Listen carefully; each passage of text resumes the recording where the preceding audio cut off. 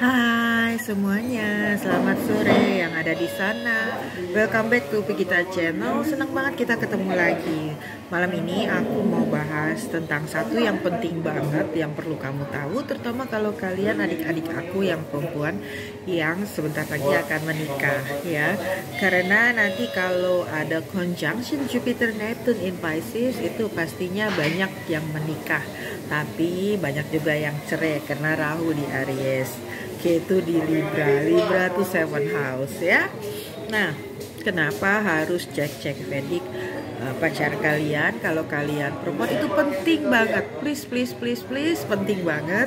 Supaya apa? Supaya kalian tahu banget kotak Pandora yang akan kalian buka ini bukan kotak Pandora yang akan menyesatkan kalian, atau kotak Pandora yang bikin kalian akan kehilangan masa depan atau bikin kalian akan tersiksa seumur hidup kalian ya. Kenapa? Karena Vedic astrologi bisa membaca apakah kalau kamu sama dia itu akan sama-sama happy atau enggak, dan kalian tentunya akan terpenuhi enggak kebutuhan cintanya dan kebutuhan material yang terkait dengan relationship kalian.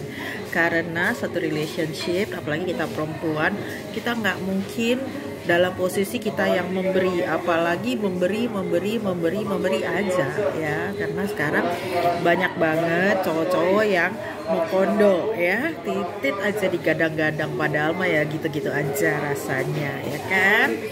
Nah, bisa juga yang harus dicek itu 4th house-nya ya. Dan 5th house-nya dari Vedic bisa kelihatan apakah konsep mencintai dan dicintai kalian itu sama-sama match in heaven gitu. Karena nggak bisa kalau kalian aja yang sayang sama dia sementara dianya enggak gitu, atau berlaku sebaliknya ya. Itu penting banget karena apapun permasalahan hidup, nanti kalau kalian mengarungi bahtera yang melekatkan, apalagi kalau lagi susah, lagi menderita, datang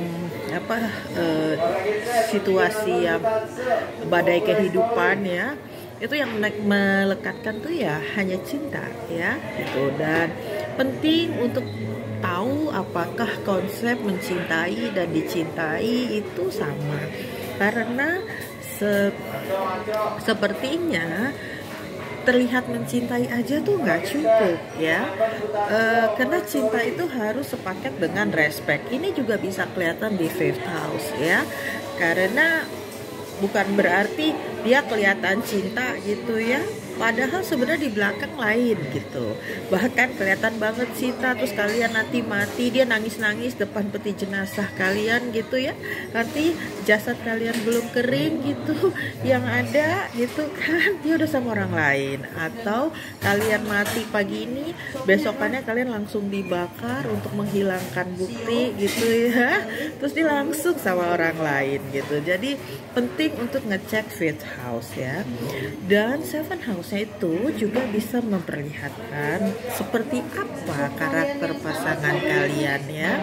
Itu penting sekali karena 7 house adalah refleksi karakter pasangan kalian ya. Dan yang harus juga dicek itu adalah 8th house-nya. 8th house-nya itu adalah kondisi alat atau organ seksnya ya. Itu penting banget untuk diperiksa apakah ada penyakit-penyakit yang menyertainya gitu ya. Apakah ada potensi penyakit kelamin atau ada yang salah dengan alat organ seksnya itu ya. Itu kelihatan sekali di 8th house-nya. Dan yang juga perlu diperhatikan sekali adalah 9th house-nya. 9th house-nya itu adalah tentang bagaimana kalian memandang pernikahan sebagai institusi, bagaimana kalian punya respect terhadap pernikahan sebagai institusi ya. Jadi penting sekali untuk diketahui apakah dia akan respect sama pernikahan kalian. Apakah dia akan respect terhadap keluarga sebagai institusi. Jadi nggak gampang-gampang cerai ya gitu. Dan yang last but not least ya adalah 12 house-nya ya. 12 house-nya itu penting sekali untuk kita periksa, karena disitulah tergambar bagaimana bad pleasure-nya dia, bagaimana dia enjoy seksnya, bad pleasure-nya, seks sebagai lifestyle-nya. Segala bentuk penyimpangan seks itu ada kelihatan di 12 house-nya.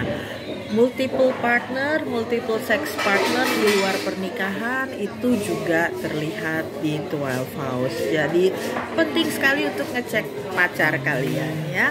Misalnya ada penyimpangan bentuk yang seks dengan kekerasan gitu ya, kayak BDSM gitu ya, atau penyimpangan kayak biseksual ya, atau penyimpangan yang suka yang fetish yang aneh-aneh, fantasi yang aneh-aneh gitu ya. Itu sangat terlihat di 12 house ya, dan Vedic membacanya gak pernah salah. Mungkin sekarang belum, tapi nanti siklus bisa mengaktifasikan bawaan tertentu. Jadi misalnya kalian bilang nggak ada tanda-tanda untuk menyiksa dalam seks gitu ya, tapi nanti kalau siklusnya datang itu keluar gitu ya. Jadi serigala berbulu domba ya kan. Nah, itulah kenapa adik-adikku sekalian, kalian perlu banget memeriksakan Vedic pacar kalian sebelum menikah, karena kalian jangan sampai mengulangi kesalahan yang sama yang seperti saya lakukan ya. Banyak yang nanya sama saya, kakak kan bisa lihat ya, kok kakak tetap nikah sama dia kalau kakak tahu satu hari nanti pernikahan itu tidak akan awet ya. Belum lama ini banyak yang nanya sama saya juga. Saya bilang, saya tahu bahwa pernikahan ini jadi waktu itu tuh saya belum belajar Vedic ya. Saya nikah tuh tahun 98. Saya belajar Vedic itu 2015. Nah, waktu itu saya tahu bahwa ini bisa tidak langgeng, tahu sekali.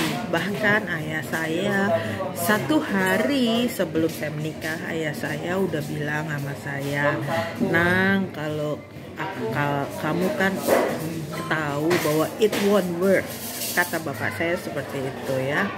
Kalau kamu mau batal aja, nggak apa-apa malam ini. Papa nggak akan marah. Keluar ratusan juta pun papa nggak akan marah. Ini batal ya, katanya gitu.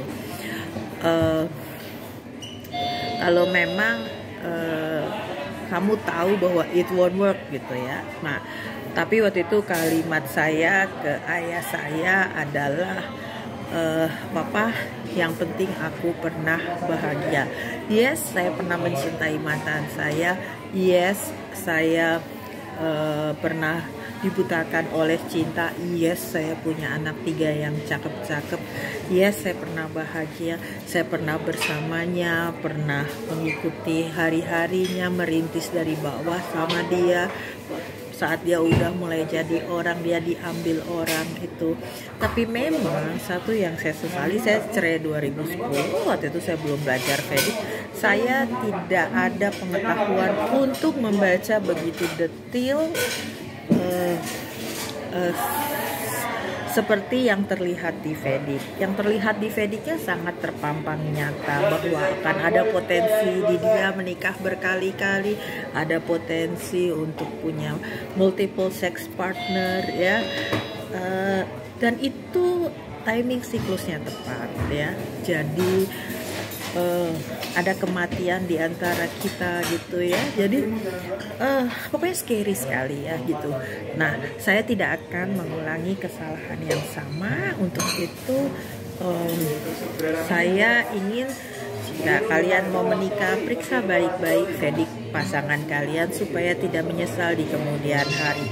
Kalau toh sudah suratan kalian untuk bercerai, paling nggak kalian sudah melakukan yang terbaik.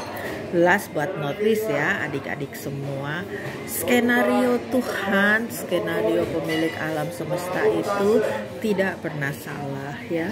Jadi kalau skenario Tuhan itu menyatukan, itu karena memang yang terindah dan yang terbaik.